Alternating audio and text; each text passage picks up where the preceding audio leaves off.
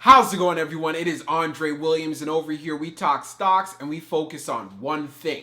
Always protect your profits. We also got to put in the disclaimer. I'm not a financial advisor and this isn't financial advice. So just know when you do invest, you're doing it at your own risk. And you know what time it is. It is time for the joke of the day. If you're new to this channel, we do this 5 days out of the work week. Maybe you had maybe you had a stressful day, or maybe it was the market conditions. Well, you came to watch this video, plus hear one of my corny jokes. Here it comes. What is the best thing about Switzerland?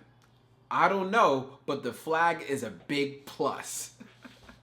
Not too bad, right? But anyways, what we're going to be talking about is OCGN, and I have a jam-packed video for you guys today. Super excited about it. So let's get into it. So before we get started, you guys know already we got to go over the agenda. If you're new to this channel, I just want to let you know we also had timestamps down below in the description. But if you are a shareholder or you're considering getting into a position for this stock, I highly suggest you watch the entire video. So the first thing we're going to be going over is an update from Bharat Biotech, and I feel this is great news, and it's part of the reasons why I'm going to be sharing it. The second thing we're going to be doing is a technical analysis, taking a look at the price action and how is it moving in regard to support and resistance levels. This is very key, and I feel like it's something that you really do need to know, especially if you're doing any short-term or swing trades with OCGN.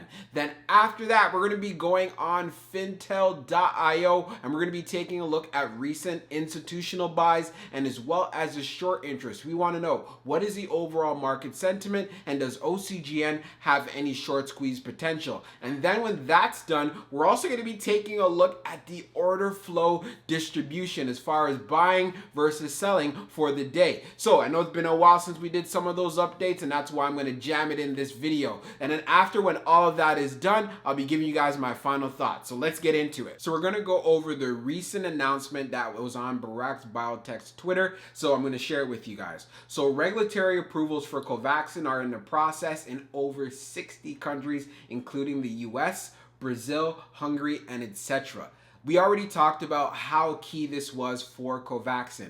Not only does it legitimize it even further, but again, it gives them that global recognition. It's not only this small vaccine that was made just for people within a country. No, it is for the world. It is on a global scale. You guys get so I'm excited. The second one, EUA has been obtained in 13 countries with more to follow. So you guys know, as far as the US concerned, this is what we're waiting on. So we got to be patient in regards to that.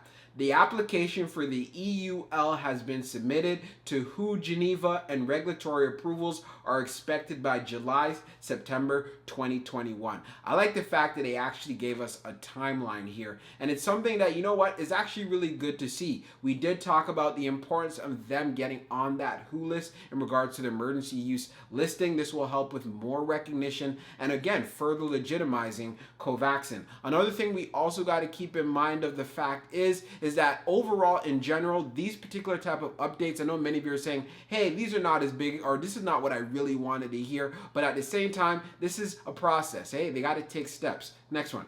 Most countries recommend vaccinations against COVID-19. Unvaccinated travelers can travel with negative RT-PCR tests before travel in the absence of any other country-specific travel restrictions. So what they go into details, pretty much talking about, and we've already discussed this on the channel, when you are about to travel, they're just looking for a negative test. They want to say, okay, no, you don't have COVID, then you are free to travel. There hasn't been any other information that has been coming out saying, well, you know what, you need to have this, or you should have this covered, and so forth. Can it happen later on? Most definitely. And I think that's actually one of the reasons why I think it's very key for Covaxin to get on that EUL. So once we can get on that, and then afterwards getting on and getting that EUA as far as in the United States, then we can see the benefits coming through for ocugen. We already know, as far as for the first initial dose, Bharat Biotech has to give it to Ocugen. So I want you guys to always remember that. So if they're strained or their resources are being used up, and we know they have a lot of things going on, then we do need to understand things are going to be taking time. So if you're in this play, I just want you to be aware of that. Let's get into the next section. So we're going to be doing a technical analysis for OCGN. So let's see how it closed on the day. So it closed at $7.95, being down 0.13%. So not too much of a change from where it was yesterday. We could also see on the low it tested $7.87, and then on the high testing $8.65. So one of the things we want to take a look at is that it closed right around the same area where it was, but at the same time it is holding up this $8 level, which is really good to see. Another thing to also take into consideration when we take a look at the RSI, it is still in that oversold territory, and as far as how it's lining up with our indicators, of course, it is below the 100-day, the 200-day, and as well as the 21-day EMA. Another thing to also realize of the fact we do have a solid area of resistance right here at this $9 level. If we are able to pass it, then we could definitely look forward to seeing a bullish move to the upside. That upside and what it would look like, I'd want to see it coming here to reclaiming the 100-day right here around $9.94 and make that test to 10.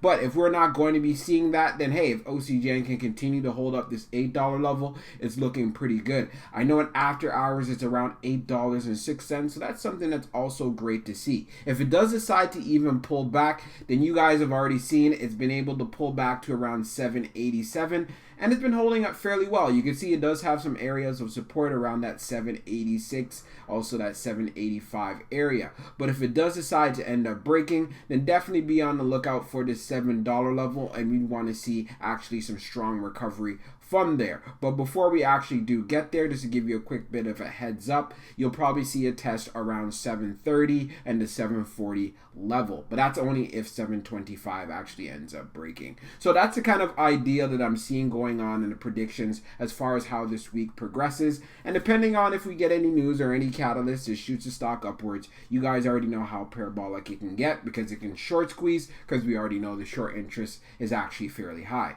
So we're on Fintel. We're going to be taking a look at the institutional ownership for OCGN and also the short interest information. It's been a while, so I feel like you guys need to get an update.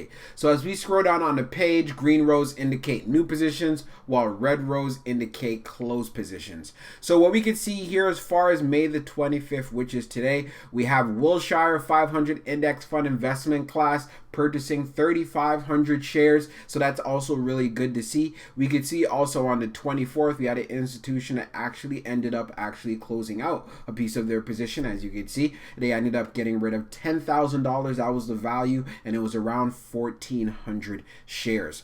Also, we could see from the 21st, which we've covered, Citadel actually getting into a position and also hedging, as well as Spire Wealth Management and so forth. So now what we're going to be taking a look at is the short interest information. Short volume is at 7.4 million, and this is as of May the 24th, so this is taking into consideration close from yesterday. Short shares availability is at 200,000, and the short ball free rate is at 3.23%. If we take a look at the history of the short volume ratio, we've already known this and we've seen this. It's been well above 21 for quite some time, aside from what we got on May the 12th. But the most part, we do have a lot of short squeeze potential in OCGN. Also, the overall market sentiment, hey, they're not really reacting that favorable, and they want to see the price actually go down further, and that's part of the reasons why it is above 21. So now we're going to go over the order flow distribution for today in regards to OCGN. So we take a look. Inflow is at 71 and outflow is at 75. We can see on the medium side we had 51, large side we had 0, and as far as small we had 21. On the outflow, so as far as selling, we had 4 large orders. We also on the medium had 49, and as far as for small, we had 22. If we take a look at May 25th, which is today, we had about 3,951 in regards to large scale orders for today. So this is definitely a significant number, and we already know there's a lot of selling pressure going on. But the good thing overall in general that we got to take heed of, it wasn't too much of a difference from the day before, and it seems to be holding up very well. I know I talk about held that area of support at $8. It's at, yeah, you know, $7.90 something. But again, it is close enough. But just seeing OCGN hold up 8 is pretty good. And I'm going to be very interested to see how it actually holds up for the rest of the week. So now let's get into the final thoughts. So for my final thoughts for OCGN, if you are in this play and you're looking at it as far as medium term to long term in regards to an investment, you're definitely going to have a lot of patience here. We've already gotten the updates from Bharat Biotech and as well as Ocugen for today, and that was actually something that was great to see. But do keep in mind, if you're going to be holding this stock, it's going to be coming with a lot of volatility. And that's just one thing I want to remind you of. I know many of you who are currently in this play, you're just saying, hey, I don't mind the volatility. I want to wait for those approvals, be able to ride the run up, and I also do like the potential of the company. So if you're feeling in that way, then have high conviction. Don't let anybody actually deter you from that. Because what is key and why I want to emphasize this on the channel is doing your homework and doing your due diligence. And if you can have enough confidence to be in a play, then hey, by all means, ride that out. But also do understand that, hey, things are not going to always be going your way. So if you feel like, hey, a stock is giving you a lot of problems in regards to your mental, and it's like, man, is it going to go up? Oh man, it just keeps selling. Then you need to make sure you have the right game plan in place.